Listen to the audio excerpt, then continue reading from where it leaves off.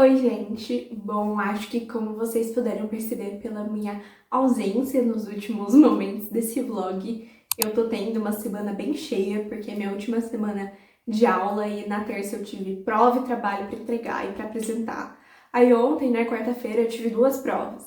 Aí hoje eu tive trabalho. Pra amanhã eu tenho trabalho pra apresentar. Então assim, eu tô tendo uma semana cheia, mas assim, põe cheia nisso, porque é um monte de trabalho pra fazer. E tem coisas pra outra semana também. Mas, graças a Deus, é minha última semana de aula e esse é o último vlog de estudos, que não tá sendo nem tanto de estudos, mas do primeiro ano da faculdade desse canal e eu tô muito grata por isso. Estão sendo últimos dias do primeiro ano da faculdade muito bons, muito proveitosos, e com muitas risadas e companhia dos meus amigos, então tá sendo muito legal. Mas eu queria honrar esse final de semestre compartilhando com vocês a minha última leitura para a disciplina de literatura italiana, que foi uma das minhas matérias favoritas esse semestre e também foi onde eu mais tive leituras. E aí eu queria começar só contextualizando vocês, porque até então a gente estava discutindo na disciplina a Helena Ferrante, identidade, questões de autoria, e para essa semana, né, para a aula que eu tive ontem, foi proposto a leitura de dois livros que não fossem de literatura italiana, mas que a gente pudesse perceber os ecos da Ferrante. Então, um deles foi Mandíbula, da Mônica Orreda, que é uma escritora latino-americana, que nesse livro ela faz uma relação com o mistério e as creepypastas, e a leitura que eu fiz, que foi Melhor Não Contar, da Tatiana Salim Levy. Esse romance aqui, ele é uma autoficção, e isso quer dizer que a autora, a Tatiana, ela tá relembrando momentos da vida dela enquanto ela escreve e ficcionalizando esses momentos. Então, tudo parte de uma cena que aconteceu com ela quando ela tinha 10 anos de idade, num dia de verão, em que ela estava com a mãe e o padrasto dela na piscina, e a mãe convida ela, como um ato de liberdade, a tirar a parte de cima do biquíni e fazer topless. Só que isso deixa a Tatiana muito desconfortável e desencadeia uma série de atitudes, não necessariamente seguidas, mas em que o padrasto dela, que até então era tido como uma figura paterna, passa a persegui-la e assediá-la. Então a gente tem aqui essa mulher mais velha relembrando esses momentos e principalmente elaborando esses momentos numa perspectiva do luto, porque a mãe dela morreu quando ela tinha 20 anos e a Tatiana nunca compartilhou sobre esses assédios e essas perseguições para a mãe. Então ela lida com isso, ela tá reelaborando esses momentos e esse luto e esses segredos de forma constante, enquanto ela também perpassa outros gêneros literários, como por exemplo os ensaios, em que ela fala sobre a atividade da escrita, sobre ser mulher, por exemplo, e também perpassa os diários da mãe dela, que ela encontra e que ela recebe um tempo depois, em que ela acompanha a vivência da mãe dela enquanto correspondente em uma guerra no Oriente Médio. E então a gente tem essa mistura de gêneros que no começo pode ser um pouquinho desafiadora e confusa, mas que eu acredito que conforme a narrativa ajuda a construir e costurar os fios narrativos e fazer da narrativa bem mais coesa. Então eu admiro muito a Tatiana, porque é difícil colocar tantas coisas no livro, e é um livro muito pessoal. É muito interessante, eu gostei muito desse livro, assim, eu não vou dizer gostei como se eu já tivesse lido, porque eu acho que na metade do livro, 50%, mas tá sendo uma experiência muito legal, com certeza é um livro que vale a pena, que é muito curioso, eu já tinha tido a experiência de ler, né, ficção, autoficção. Eu li Annie Ernaux, A Vergonha, no começo desse ano. No começo não, no meio do ano. Mas esse livro ele ainda é um pouquinho diferente porque se passa no Brasil, então a gente tem uma aproximação um pouquinho maior. E porque ele perpassa outros gêneros fora a narrativa, o romance de autoficção. Então tá sendo muito interessante, tá me deixando ali estimulada, influenciada a poder escrever sobre mim mesma, que é uma coisa que eu sempre tive muita dificuldade. Então tá sendo bem legal e eu tô gostando bastante desse livro. Eu tô achando uma experiência muito legal e tô sendo muito grata a essa matéria e a essa professora que me proporcionaram momentos incríveis, leituras muito boas e aprendizados muito bons. Então eu tô muito feliz, eu acho que vou encerrar aqui o que eu tinha pra falar do livro, mas de forma geral tá sendo um bom semestre, eu tô gostando bastante, gostei muito das disciplinas que eu fiz, tô sentindo que eu tive um bom desempenho, E, enfim, esse primeiro ano de faculdade foi realmente mágico, apesar de muito difícil, de muitas novidades, mas eu fiquei muito feliz. E eu acho que é isso, gente. Eu vou aproveitar que agora tem um tempinho livre para descansar, mas depois eu tenho que escrever um artigo e um ensaio para semana que vem, que aí é quando de fato eu entro em férias. Mas eu vou ficando por aqui e depois a gente se fala mais, tá bom?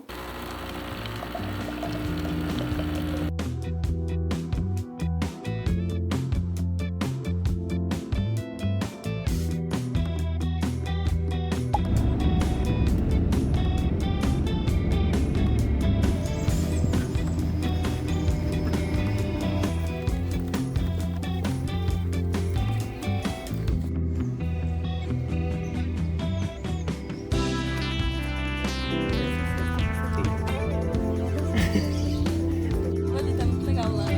A Emily. Ah, ele voltou. Vamos fazer uma passada.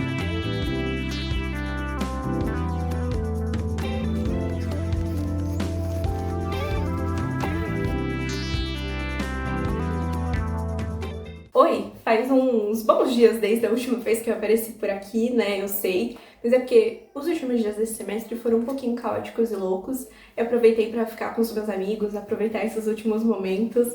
A gente fez várias coisas legais, piqueniques, a gente fez uma votação de melhores momentos do ano, a gente fez tarde de slides, então foram dias assim bem legais e bem assim pra aproveitar a companhia um dos outros antes dos 3 meses de férias.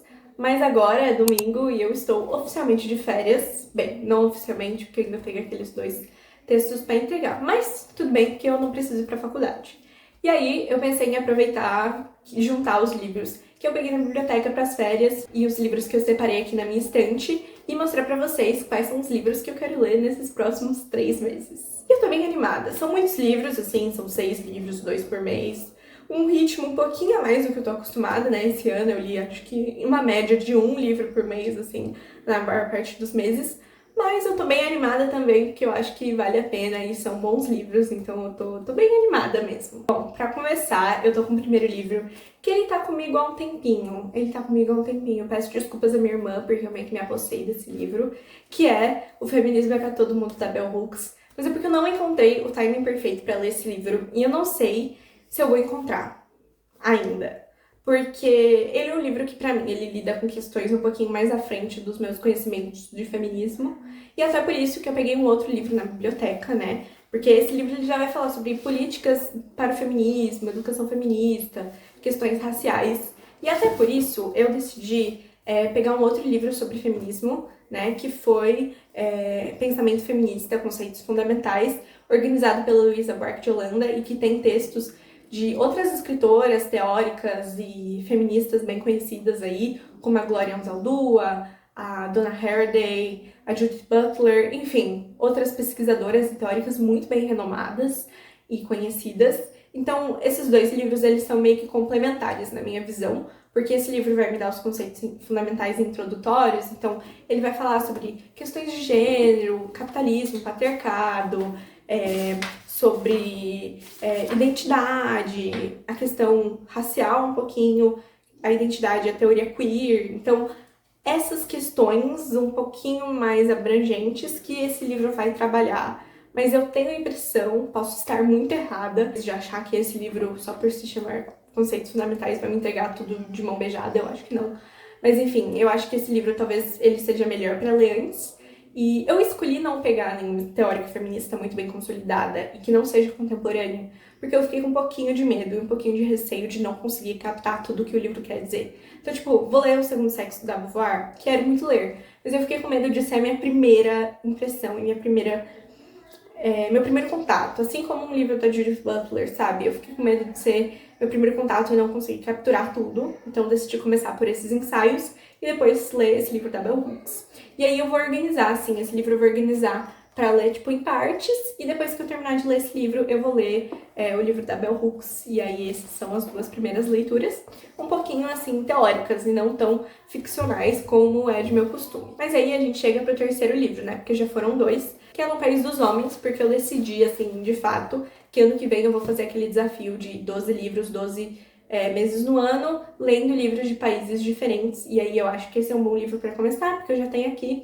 E também já vou separar para no primeiro semestre focar em autores não ocidentais, já conheço alguns escritores do Oriente Médio, também do Japão, então eu tô ali com uma lista de livros, assim, e tô bem animada também, acho que vai ser uma experiência bem legal e organizar talvez um clubinho do livro, quem sabe, para poder ler esses livros em conjunto e a gente conversar sobre questões culturais, questões políticas que esses livros acabam sendo atravessados e atravessam, na verdade, todos os livros, talvez nesses daqui fiquem mais nítidos, sabe? Depois a gente vem com uma sequência de um livro que eu já li e que já apareceu nos vlogs aqui no canal, naquele vlog em que eu li A Vergonha Ele Estava Presente, que é a sequência de Esboço, da Rachel Cusk.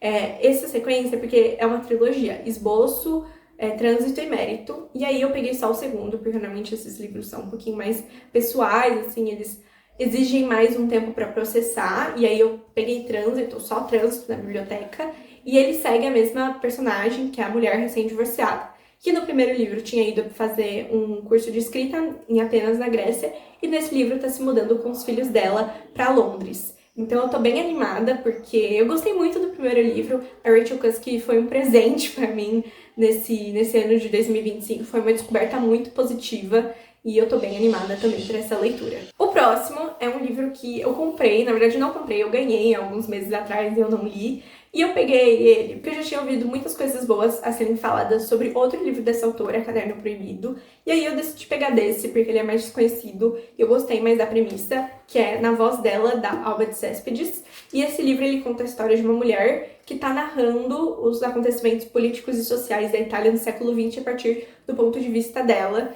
E vai ser falado muito sobre questões de gênero também, feminismo, patriarcado, papéis sociais. E aí eu achei que conversava bastante com essas leituras e decidi colocar nessa lista também. É um livro de ficção, né? Não é de não ficção igual aos outros, mas eu acho que talvez ele converse e me ajude a entender um pouquinho mais. E, enfim, seja um bom complemento. É nisso que eu tô apostando. E também tem a recomendação da Helena Ferrante, né? Que sempre é uma boa. E por fim, o último livro eu não posso dizer muito, porque eu sei pouquíssimo dele. Que é um livro que eu, o Arthur e a Cat, meus amigos, a gente combinou de ler em conjunto. E o Arthur convenceu a gente pela simples frase. Esse livro conta a história da ascensão e queda de uma família rica. E eu estou falando de O Som e a Fúria, do William Faulkner. E quando eu vi que eu estaria lendo William Faulkner essas férias, eu fiquei assim, eu sou muito culta. Podem me chamar assim de intelectual, tá bom? Porque assim, pra mim isso aqui é outro nível. Mas eu tô bem animada, a gente vai decidir como a gente vai ler, como a gente vai organizar. Mas, de forma geral, acho que vai ser uma ótima leitura e eu vou gostar bastante. Mas gente, essas são as leituras que eu separei para essas férias. Eu acho que vão ser muito boas, eu tô bem animada. E, enfim, depois a gente conversa mais.